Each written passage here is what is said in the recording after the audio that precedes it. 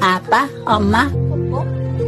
입양이 최종 관문인 법원의 심사까지 통과하면서 지난해 1월 이들은 가족이 됐습니다. 빠이빠이 해줘요. 아빠, 엄마 빠이빠이 해줘요. 아구 잘해요. 잼. 그건 짝짝꿍인데.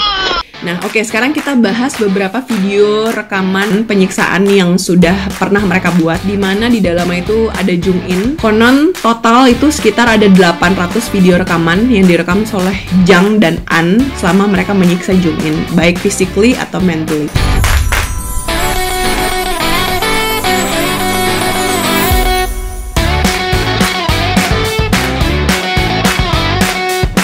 Di sini gue akan menceritakan beberapa aja yang pas lo denger mungkin gue pas denger tuh ya ampun, coba gue tahu ini lebih cepet, jadi pokoknya ini gue bacain aja ya. Jadi video ke-1.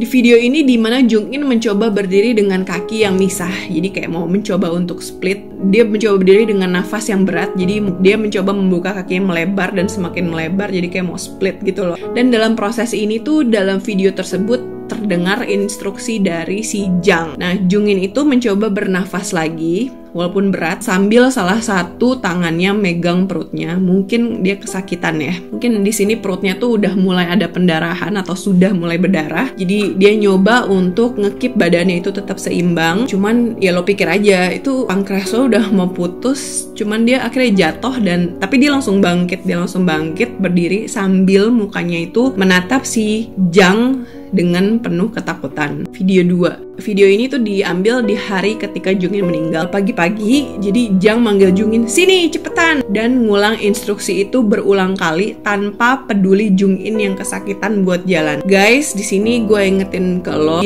masih pada inget kan cara jalannya Jung In di hari terakhir dia di daycare? Nah, menurut gue kurang lebih saat ini kira-kira dia akan jalan kayak begini nih, ke arah Jang. Tapi ya Jang itu nggak peduli. Padahal di sebelah mereka itu sebenarnya ada anak kandungnya Solha, jadi atau kakaknya si Jung In, tapi dia juga nggak terlihat peduli dan dia ngerasa mungkin itu adalah adegan yang sudah biasa yang dilakukan oleh ibunya ke Jung In. Video ketiga, di hari yang sama ketika Jung In meninggal, tanggal 13 Oktober 2021. Nah, ini diambil jam 8.34 pagi. Video ini menunjukkan dia kesulitan mengunyah makanan karena sakitnya. Jadi udah ada makanan tapi dia kesulitan mengunyah. Di sini juga terlihat dia ngelihat Jang dengan penuh ketakutan, yang mana mungkin di situasi dia nggak mau makan kayak gini, Jang biasanya akan mukulin dia. Jadi tatapannya itu penuh dengan rasa takut karena dia nggak bisa ngunyah gitu. Dan di saat ini udah pasti sebenarnya bukan yang nggak mau makan, pasti dia tuh udah lapar banget karena 2 hari nggak ada makan masuk ke badannya, tapi dia nggak bisa makan karena organ dalamnya itu sudah mulai membusuk karena pendarahan, jadi nggak bisa ada makanan yang masuk gitu. Terus lanjut dia di dalam adegan yang sama setengah jam kemudian, jadi sekitar jam 9 pagi. Nah, Jung In ini mulutnya tuh masih dengan penuh makanan dan dia masih nggak bisa nelen makanan, masih dia ngeliatin si Jang itu dengan takut banget. Jadi dia ngeliatin kayak dari atas ke bawah gitu, kayak takut gitu. Tapi si Jang itu masih ngebentak dia, bilang makan gitu yang kayak gitu. Jadi dan mukanya itu terlihat marah banget. Terus pas mukanya marah banget itu akhirnya dia ngambil handphonenya terus dia matiin, jadi kayak gini nih. Mungkin kayak gitu, terus habis itu dimatiin, pas videonya dinyalain lagi, yang kedengeran itu cuman suaranya Jung In lagi nangis. Nah, pas lagi di pengadilan itu prosecutor jadi bilang di periode ini tuh, jadi di jeda ini diperkirakan kalau ada sesuatu yang terjadi sama Jung In makanya dia bisa nangis lagi, karena waktu ini adalah dimana si tetangga di bawah mereka itu ngedenger kalau ada suara dentuman yang sangat keras. Jadi kemungkinan pas saat ini adalah dimana si Jung In itu diinjek lagi sama Jang. Video 5. Ini nunjukin video yang mungkin lo semua udah sering lihat di YouTube juga. Ini adalah adegan tuh pas Jang bawa Jung In dengan stroller ke dalam lift. Jadi lo bisa lihat Jung In itu megangin strollernya dengan gak wajar. Kayak dia takut jatuh. Nah, dia tuh jadi sambil megangin bagian depan strollernya biar gak jatuh. Dan ini tuh pas lo lihat pertama kali aja, si Jang itu tuh langsung ngedorong stroller kayak gak ada siapa-siapa gitu di dalamnya ke dalam lift. Terus pas dia mau keluar, itu stroller dihentakkan aja gitu, meskipun ada Jung In di dalamnya. Dan itu 2 kali pula kalau lo lihat. Nah, lo bayangin ya, ini orang di luar rumah aja tuh dia bisa kayak gitu, apalagi di dalam rumah yang nggak ada siapa-siapa di situ. Lo bayangin gak itu gimana? Nah, asumsi gue, mungkin dia pernah ngedorong si Jung In jatuh dari strollernya sampai mungkin nyungsep gitu loh. Jadi mungkin karena itu si Jung In itu sangat takut di atas stroller gitu. Jadi ya gimana lagi bikin anak kecil setakut itu sampai harus megangin bagian depan stroller banget gitu loh, yang kayak mau jatuh. Padahal tuh stroller gitu. Ini video 6. Nah, ini di September 2020. Jadi lokasinya ini di lift juga. Cuman di sini diperlihatkan kalau Jang ini ngebawa Jung In hanya di bagian lehernya. Jadi dia kayak naruh di bagian sampingnya, jadi cuma satu tangan di sini, tapi ini leher anak kecil. Jadi lo kebayang lah, itu kan kayak kecekek gitu ya. Jadi kecekek, bagian badannya itu kan berat, bagian badan belakangnya tuh berat karena dia cuma bertumpu di leher. Jadi tangannya itu kemana-mana gitu. Nah, Jung In mencoba untuk menyeimbangkan diri dan Jang itu nggak peduli gitu. Jadi nggak peduli, dia tetap aja ngebawa Jung In di bagian lehernya.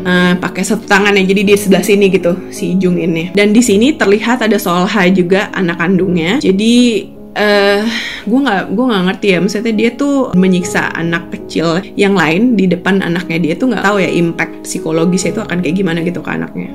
Video 7 di hari yang sama pas Jang ngebawa Jung In. Jadi di hari yang sama tadi, sekarang ini si Solha udah nggak ada, mungkin udah pergi. Terus dia cuman kelihatan Jang itu cuman ngebawa Jung In. Nah, tapi kali ini dia naruh Jung In itu di atas handrailnya lift. Jadi which is kan handrailnya lift itu kan tinggi ya. Jadi ini kurang lebih gambarnya. Dia naruh aja gitu Jung In, ditaruh di handrail lift, dibiarin berdiri. Ya nggak peduli dia mau jatuh kayak mau nggak, kayak ya pokoknya gue taruh dia di situ. Terus dia ngaca rambutnya diperhatiin segala macam. Jadi moodnya itu kayak ya kalau pokoknya gue taruh lo di situ gitu. Kalau lo sampai jatuh ya itu masalah lo gitu. Dan ini tuh bayi, ini bayi. Dan pada akhirnya balik ngangkat Jung In lagi dari si handrail itu. Kali ini dia megang lagi dengan satu tangan, tapi kali ini dia megang di bagian pinggang aja. Tapi again masih di satu tangan.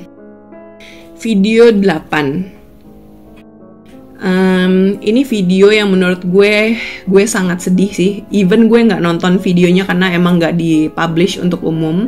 Tapi dari deskripsi dari video ini tuh gue bisa ngebayangin gitu si Jung In tuh kayak gimana di last minute-nya dia. Jadi di video ini tuh terlihat Jung In itu lagi telanjang katanya, cuman pakai popok aja. Terus dia sedang mencoba untuk tidur di atas bamboo chair-nya. Di sini mungkin dia sampai udah kecapean nangis karena dia kayak kelihatan kelelahan. Di sini bahkan itu terlihat katanya kalau lengannya itu ada yang patah dan bengkak. Bahkan ini tuh bisa langsung kelihatan sama orang-orang awam yang bukan dokter. Jadi lo bayangin ini lengan dan ini kayak katanya bengkok dan ini bengkak gitu. Dan itu anak kecil. Jadi lo tahu kan bentuk lengan yang patah dan bengkak, jadi bagian sini terus katanya patah. Jadi itu terjadi di Jung In saat itu. Terus seluruh badannya karena dia telanjang, jadi kelihatan kalau badannya itu penuh dengan luka memar. Terus di bagian perutnya itu ada kayak bekas air, bekas tangisannya dia. Matanya tuh bengkak. Sepertinya Jung In ini tuh kayak kecapean nahan sakit atau kelamaan nangis mungkin, jadi dia sangat capek gitu. Dia jadi ngantuk. Biasalah kalau anak kecil kan kalau kecapean nangis kan dia akhirnya ngantuk. Terus sama si Jang masih ditanya dong, apa kamu tidur? Terus video ini diambil oleh An. Jadi di video ini tuh kayak video penyiksaan mental ke Jung In, di mana mereka itu kayak mengganggu seorang bayi yang udah sangat ngantuk dan mereka masih nanya, apa kamu tidur? Kayak gitu terus-terusan dan diulang beberapa kali. Pas dia udah mau tidur, terus ditanya lagi. Pas ditanya kayak gitu, mata Jung In langsung terbuka lebar. Terus dia penuh ketakutan, dia ngeliat Jang. Terus pada akhirnya mukanya itu melihat ke kamera dengan tatapan kosong dan tanpa emosi sama sekali. Lo bayangin ya, ini tuh bisa apa ya, penyiksaan yang bisa bikin bayi yang notabene itu kalau bayi itu kalau ada sakit atau apa tuh kan mereka tuh bisa langsung nangis ya, nangis kenceng gitu ya. Ini tuh sampai nggak ada emosinya sama sekali gitu, udah sampai gue nggak tahu deh itu tahap penyiksaan kayak gimana ya, yang udah sampai nggak kelihatan sama sekali emosinya. Menurut lo gimana? Coba tulis di kolom komen bawah ya. Nah, at the end of the day, final verdict has come to end dan baru diumumin tanggal 14 Mei kemarin. Jang Hae-yong ini, si ibunya yang tadinya didakwa hukuman mati, pada akhirnya dia mendapatkan hukuman penjara seumur hidup, bukan hukuman mati. Tapi konon katanya di Korea ini penjara seumur hidup itu sama dengan maksimal itu hanya 20 tahun saja. But please correct me if I'm wrong kalau info ini salah. Sementara si An Sung-eun, si bapaknya ini, tadinya itu hanya didakwa child neglection, jadi bukan child abuse, dan hanya didakwa untuk 7 tahun penjara. Tapi pada akhirnya dia hanya menerima hukuman penjara selama 5 tahun saja. Dan konon katanya mereka masih akan mencoba untuk melakukan banding untuk hukuman yang mereka terima. Nah, menurut gue pribadi, si Jang ini oke, meskipun dia nggak dapat death sentence, tapi gue cukup puas dengan hukuman seumur hidupnya. Karena menurut gue pribadi, penjara seumur hidup itu kadang tuh lebih menyakitkan loh dibandingkan hukuman mati. Ya, dan yang mengganggu gue itu justru hukumannya si An, karena cuma 5 tahun, men. Masa dia tuh karena dia bilang dia nggak tahu apa-apa soal Jang abuse si Jung-in.